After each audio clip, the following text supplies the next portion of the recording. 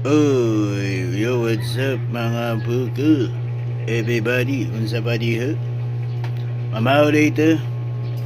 So karon ako li paniudto da kay alas 11 banching ko naman diri karon. Diri sa Pilipinas. So ang sudan karon na akong kaunon. Walay lain bulat. Okay, bulat o nga isang isa ka buhok, slice. So mo na yung sudan karon. Wala kulang yun siya sa daghan kay na akong kalon. Walang half ni siya sa rice cooker. So, na ako'y tip sa inyo para makatipid po. Ayaw sa inyo lahagaw ng sudan. Una, simhuta lang sa paguman, kaon ni kaganon. Pagkay kaduhang step, isimutan gihapon.